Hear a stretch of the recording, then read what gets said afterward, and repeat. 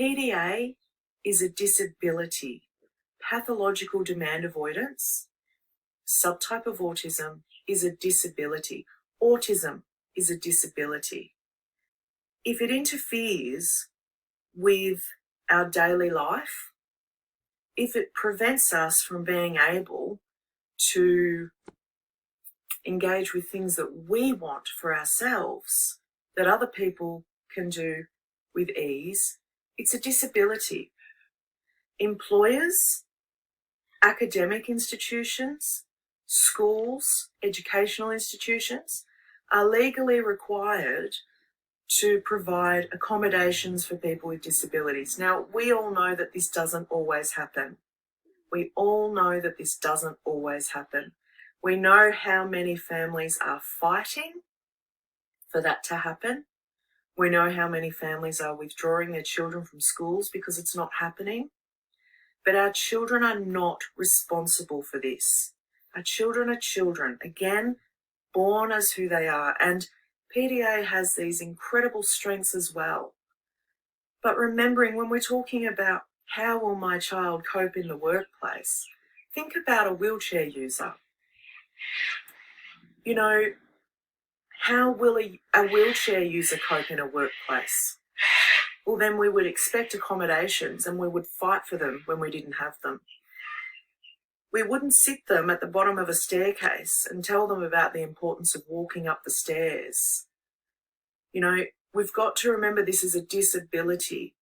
It is a disability. Our children have the right to be accommodated, to be understood. There are legal requirements for this to happen.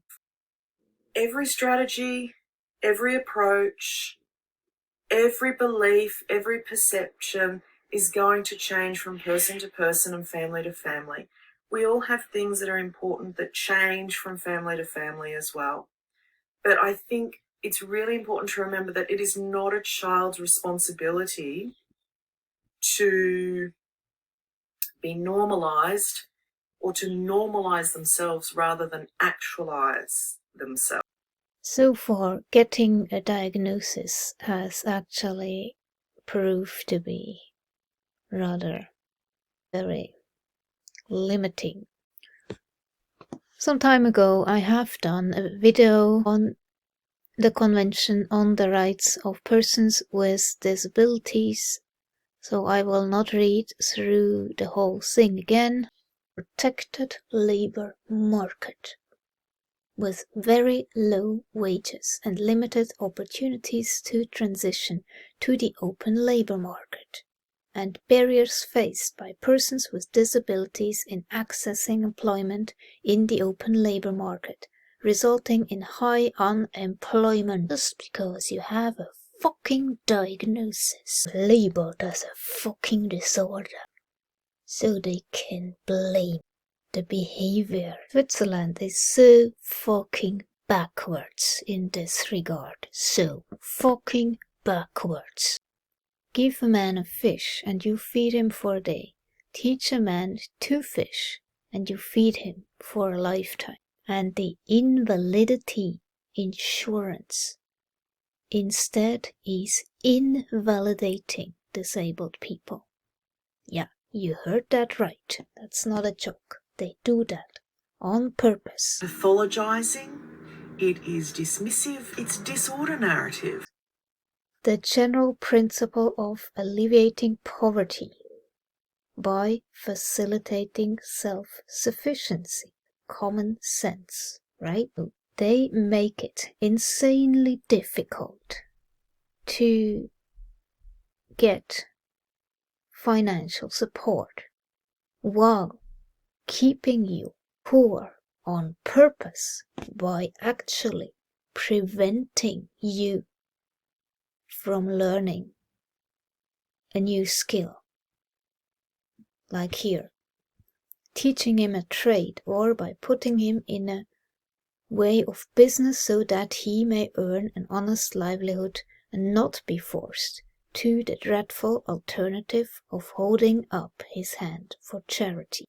And I am sure most people actually rather would love to earn money honestly, do work that satisfies them, gives them a purpose. But when this is prevented on purpose, what can you do, goddammit? What can you fucking do? You cannot budge in either way.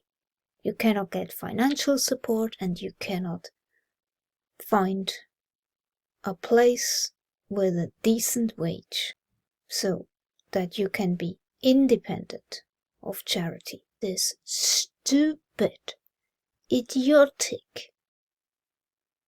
And here is where Hannah Arendt's banality of evil comes in. Bureaucratic agents.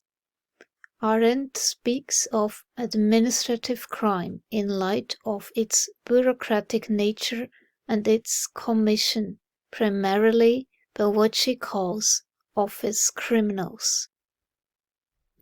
Its victims were never presented as what they were, human beings, not disorders.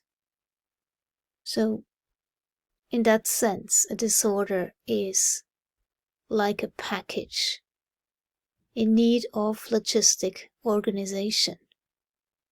And their actions were consequently evaluated in terms of yield and efficiency, rather than their ultimate human and therefore moral consequences.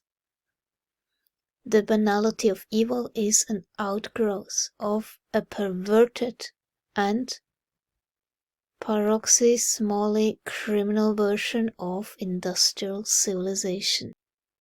It implies a radical rupture between the daily technical and bureaucratic tasks on the one hand and the consequences, albeit extreme, at the end of the line on the other.